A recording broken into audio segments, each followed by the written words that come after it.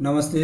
मैं डॉक्टर संपत राम रेगर से आचार्य राजनीति विज्ञान SRP गवर्नमेंट कॉलेज बांदीकुई। प्रिय विद्यार्थियों, आज हम BA पार्ट 3 के प्रश्न पत्र प्रथम में अरस्तु की नागरिक संबंधी तथा न्याय संबंधी विचारों की विवेचना करेंगे। अरस्तु ने नागरिकता किन लोगों को दी जाए और उस समय क्या मत प्रचलित था, उनका उन्होंने खंडन किया। तो हम इसको विस्तार से अध्ययन करने के लिए अगर हम नागरिकता की बात करें, अरस्तु की नागरिकता की बात करें, तो उसके संबंध में सबसे पहली बात यह आती है कि राज्य नागरिकों का समुदाय है। बिना नागरिकों के राज्य की कल्पना नहीं कर सकते हैं।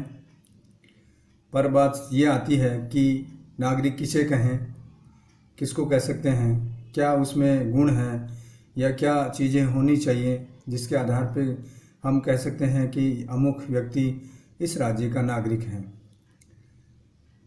अरस्तु ने इसका उत्तर पॉलिटिक्स की तीसरी पुस्तक में दिया है। उसने इस विषय में उस समय जो प्रचलित मत था उनका उन्होंने खंडन किया है। प्रचलित मत किस प्रकार के थे? पहला मत ये था कि विकासमूलक तत्व या विकासमूलक मत, इसके अंतर्गत नागरिकता किसी विशेष राज्य या स्थान में निवास से नहीं मिल सकती। यदि ऐसा होता तो किसी राज्य में रहने वाले विदेशी व्यापारी और दास को भी नागरिक समझे जाते हैं। तो उन्होंने कहा कि ऐसा नहीं है। दूसरी बात का उन्होंने जो खंडन किया वो कानूनी अधिकार मूलक मत का किया। उसमें ये बताता है कि किसी पर अभियोग चलाने का अधिकार रखने वाला व्यक्ति भी नागरिक नहीं कहला सकता है, क्योंकि संधि द्वारा यदि अधिकार विदेशियों को भी दिया जा सकता है, इसके आधार पे विदेशियों को नागरिकता मिल सकती है। तो इन्होंने भी इस बात का खंडन किया। और जो तीसरा जो खंडन है वो वंश परंपरा मूलक मत का है। इसका मतलब ये होता है कि किसी नागरिक की संतान होने से भी कोई व्यक्ति नागरिक नहीं बन सकता है, क्योंकि ये लक्षण पुराने राज्यों के लिए तो ठीक है, परंतु जो नए राज्य हैं, जो प्रारंभिक राज्य बने हैं, उन राज्यों के लिए यह मत ठीक नहीं है। अतः नागरिकों का निर्धारण निवास, कानूनी अधिकार या जन्म द्वारा नहीं होता है। अरस्तु के अनुसार वह व्यक्ति नागरिक है जो स्थायी रूप से न्याय के प्रशासन में तथा राजकीय पदों के ग्रहण करने में भाग लेता है। लोकतंत्र के लिए ही वह इस लक्षण को कुछ अधिक स्पष्ट करते हुए बताता है या कहता है कि वह व्यक्ति नागरिक है। वह व्यक्ति नागरिक कहलाएगा जो राज्य के न्याय संबंधी तथा कानून संबंधी विचारों पर कुछ समय भाग ले या उसमें उनके ऊपर कार्य करे या उनमें भाग ले, उसी को नागरिक कहलाएगा या उसी को नागरिकता दी जाएगी। अरस्तु की यह परिभाषा यूनानी राज्यों की तत्कालीन परिस्थितियों के अनुसार ठीक थी, उस समय की थी। एथेंस में क्या था कि शासन संबंधी मामलों पर विचार करने के लिए अक्लेशिया नामक एक सभा होती थी और 18 वर्ष का वयस्क नागरिक इसका सदस्य होता था तथा न्याय कार्यों के लिए 30 वर्ष या इससे अधिक अवस्था के नागरिकों को एक हेलिया नामक सभा होती थी जिसमें वो भाग लेते थे।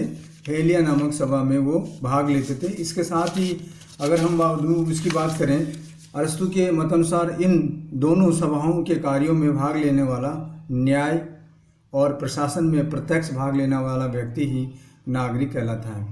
अरस्तु नागरिक का विचार वर्तमान विचार से बहुत भिन्न है। अरस्तु का जो विचार है नागरिक किसे कहें, उसमें और वर्तमान नागरिक में बहुत भिन्न है, अंतर है। और उसका नागरिक वर्तमान नागरिक की भांति ही चुनाव के समय से अपना वोट देने वाला नहीं है। यानी वोट देकर के वो अपने आप को फ्री नहीं होना चाहता है। अरस्तु का जो नागरिक है वो शासन के कार्यों में वास्तविक भाग लेने वाला, बारी बारी से शासक और शासित बनने वाला तथा न्याय और कानून निर्माण के कार्यों में हिस्सा लेने वाला व्यक्ति है। अरस्तु ये मानता है कि नागरिक किसे कहेंगे, वर्तमान परिप्रेक्ष्य में मतदान या मतदाता या मतदान करने के बाद में व्यक्ति फ्री हो जाता है, वो एक तरह से नागरिक होने का परिचय देता है, परंतु अरस्तु इस बात को नहीं मानता है। अरस्तु कहता है कि नागरिक वही है जो शासन के कार्यों में भाग लेता है, वास्तव में भाग लेता है, और साथ में ही बारी बारी से शासक और शासित बनने वाला तथा न्याय और कानून के निर्माण के कार्यों में इससे हिस्सा लेने वाला व्यक्ति है।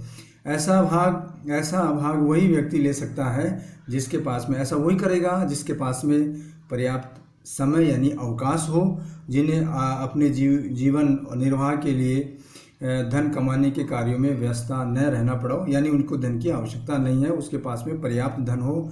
यूनानी नगर राज्यों में वहाँ के नागरिक आजीविका की चिंता से मुक्त होकर के शासन के कार्यों के लिए अपना पूरा समय दे सकते थे। क्यों? उसका कारण ये था कि वहाँ के आर्थिक उत्पादन के सभी कार्य, चाहे वो खेती का कार्य हो, चाहे वो खानों में सोना चांदी का कार्य हो, या अन्य कोई कार्य बहुत हो सकते हैं, कोई भी कार्य हो, कि ये कार्य दासों द्वारा करवाया जाता था, और जो दूसरे व्यक्ति थे, जो अन्य व्यक्ति थे, वो शासन के कार्यों में पूरी तरह से भाग लेते थे।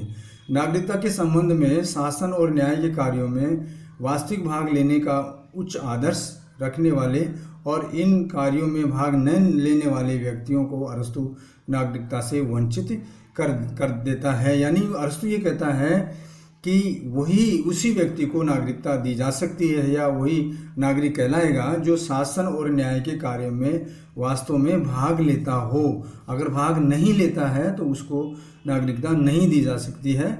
इसी के आधार पर उसने कारीगरों, मजदूरों को नागरिक नहीं माना। वो ये कहता है कि इनके पास में न तो समय है और साथ में ही न इनके पास पर्याप्त धन है, तो ये शासन के कार्यों में किस प्रकार से भाग ले सकते हैं? इनके पास में समय भी नहीं है, इनके पास में पर्याप्त धन भी नहीं है, तो इसलिए इनको हम नागरिक नहीं कह सकते हैं। नागरिक हम उसी को कह सकते हैं जो शासन के कार्यों में वास्तव में भाग लेता हो, क्योंकि इनमें न तो शासन करने की योग्यता होती है और न ही इनके पास में पर्याप्त समय होता है।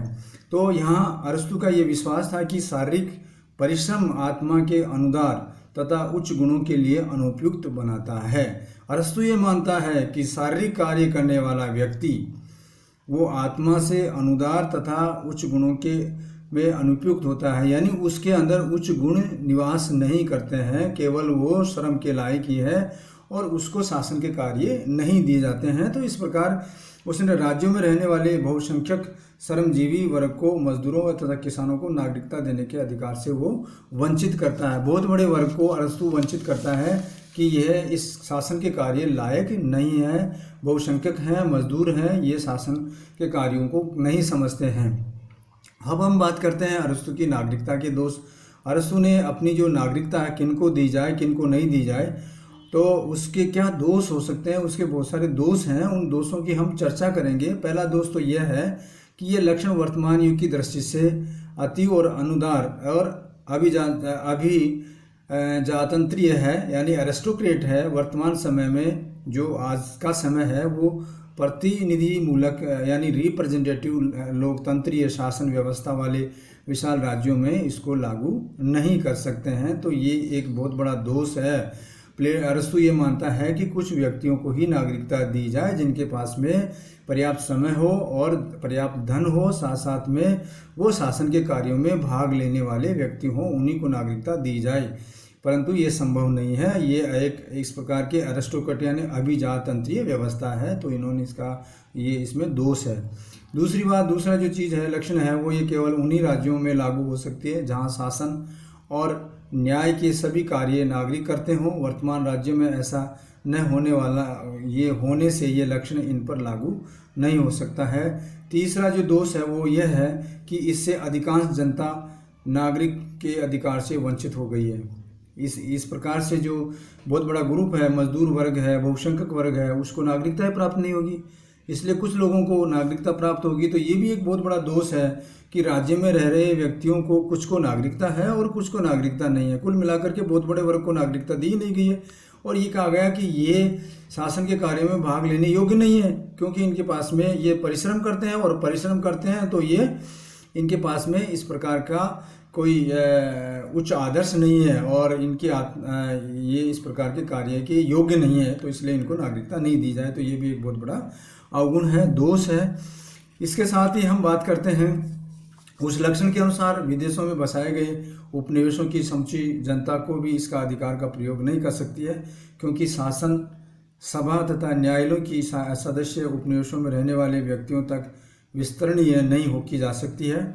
अगला दोष है, इसमें नागरिकता का अधिकार मुट्ठी भर धनी व्यक्तियों को दिया गया है। यानी कुल मिलाकर के अगर देखें कि समाज में या राज्य में कितने लोग ऐसे होंगे जो इस प्रकार के संपन्न हैं, उनके पास में पर्याप्त संसाधन है या पर्याप्त धन है, और उसको इसके अलावा उसके पास में समय है, तो समाज में कुछ ही प्रतिशत के लोग हैं जो इस प्रकार के पाए जाएंगे। तो अरस्तु की जो नागरिकता है वो इस प्रकार से ये कह सकते हैं कुछ लोगों के हाथों में कुछ दी जा सकती है, कुछ लोगों के हाथों में ही ये इनको प्राप्त होगी। ये सब कानून का निर्माण अपने वर्ग के हितों की दृष्टि से करेंगे। अगर वो करेंगे तो अपने जो वर्ग है उसकी वो रक्षा करेंगे, जो बहुसंख्यक वर्ग है उसकी वो रक्षा नहीं करेंगे।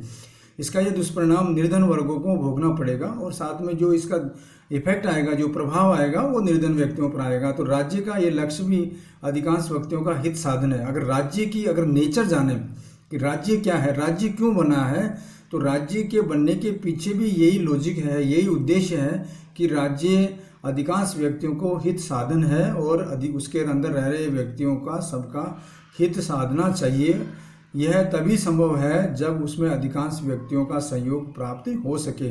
अरस्तु की व्यवस्था में शासन की शक्ति मुट्ठी भर व्यक्तियों तक सीमित होने के कारण बहुसंख्यक जनता के शोषण का साधन वो बन सकती है। यानी शासन करने वाले लोग कुछ मुट्ठी भर लोग होंगे, और जो मजदूर लोग हैं वो बहुसंख्यक लोग हैं, तो वो उन पे शासन करेंगे। तो ये एक दोष है, ये राज्य के उद्देश्य को नहीं साधता है। राज्य का उद्देश्य सबके लिए है, सबके हितों को साधने का उद्देश्य राज्य का है। तो अरस्तु के ये जो नागरिकता संबंधी विचार हैं वो उसमें बहुत बड़ा दोष है। इन दोषों को देखते हुए, इन दोषों के होते हुए भी अरस्तु का नागरिकता का विचार आधुनिक विचार की अपेक्षा अधिक उदात्त है।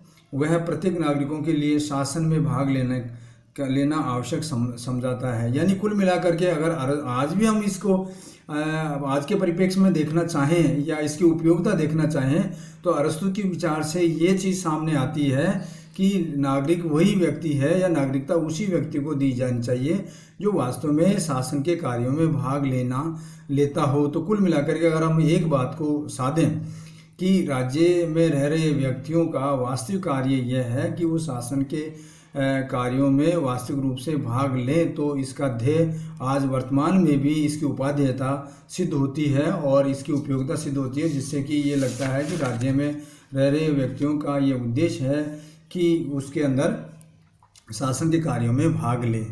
अब हम बात करते हैं न्याय विषयक विचार की। अरस्तु के न्याय के संबंध में अरस्तु क्या कहता है इसकी बात करेंगे।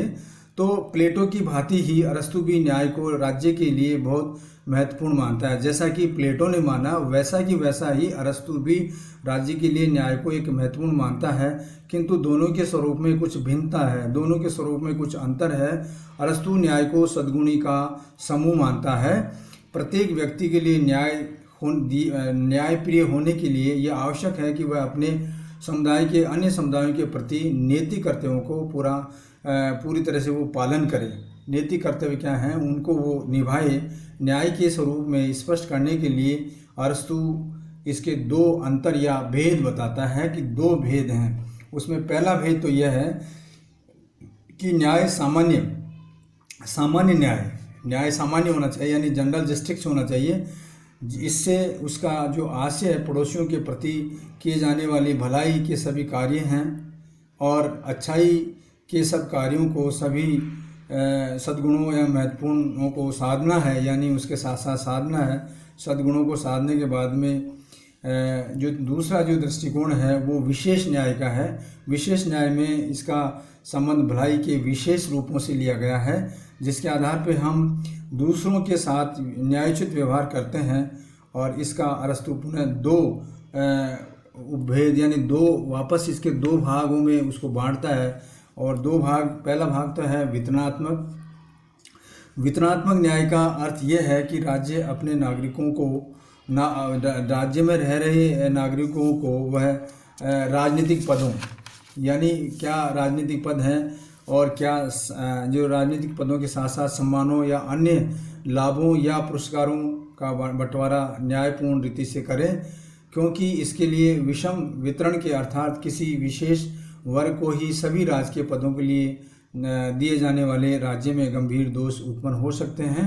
अतः अरस्तु इसको अनुपातिक समानता के आधार पर वितरणात्मक करना चाहता है और इसी कारण से इसको वितरणात्मक न्याय कहा गया है। दूसरा जो भेद है वो संशोधनात्मक न्याय है, संशोधनात्मक न्याय है। यह न्याय एक नागरिकों के दूसरे नागरिकों के साथ परस्पर संबंध में नियंत्रित करता है।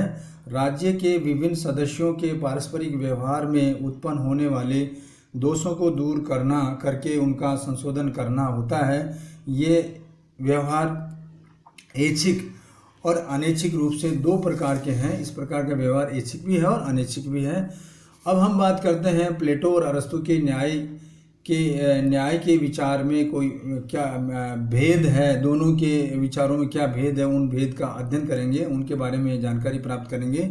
तो पहला भेद तो यह है कि प्लेटो के मतानुसार प्लेटो क्या मानता है, न्याय का अर्थ व्यक्तियों द्वारा अपनी योग्यता के अनुसार न्याय में अपने निश्चित कार्य करना होता है। पहला प्लेटो ये मानता है कि व्यक्तियों द्वारा अपनी योग्यता के अनुसार राज्य में अपने निश्चित कार्य करेगा। यानी प्लेटो ने अपनी शिक्षा नियम में कहा गया है, शिक्षा नीति में यह बताया गया है कि जो श्रमिक वर्ग है वो और जो सैनिक वर्ग है वो ज़्यादा नहीं पढ़े लिखे होंगे और जो शासक वर्ग है या जो दार्शनिक राजा है वो ज़्यादा पढ़ा लिखा होगा और जो अधिकारी वर्ग है वो भी ज़्यादा पढ़ा लिखा होगा। तो इस प्रकार से वो वर्गों में विभाजित करता है और सब लोग अपने अपने वर्गों में रहकर के कार्य करें, यही न्याय मानता है। किंतु अरस्तु वितरणात्मक न्याय का अर्थ इस बात से लेता है कि राज्यों को प्रदान की गई अपनी व्यक्तिगत योग्यता और धन राशि के आधार पर उसे पद और धन का ग्रहण करता है। यानी अपनी योग्यता के आधार पे पद और ग्रहण करता है, यही न्याय है। प्लेटो का अरस्तु का दूसरा जो अंतर है दोनों में, प्लेटो ने न्याय का विचार कर्तव्य मूलक है, वह राज्य की विभिन्न श्रेणियों विविध प्रकार के कर्तव्यों को मानता है। किंतु अरस्तु का विचार अधिकार मूलक है, वह राज्य के प्रतिकार्यों की अनुपातिक समानता के आधार पर नागरिकों को पद और सम्मान प्रदान करता है। तीसरा जो बड़ा अंतर है वो यह है कि अरस्तु न्याय की कल्पना प्लेटो की कल्पना की अपेक्षा अधिक सुस्पष्ट और विशद है, यानी स्पष्ट है। प्लेटो ने केवल न्याय के सामान्य रूप में वर्णन करता है, किंतु अरस्तु उसके उपयुक्त विभिन्न भेदों और उसके स्वरूपों पर भी अधिकांश प्रकाश डालता है कि क्या क्या किस प्रकार से। धन्यवाद।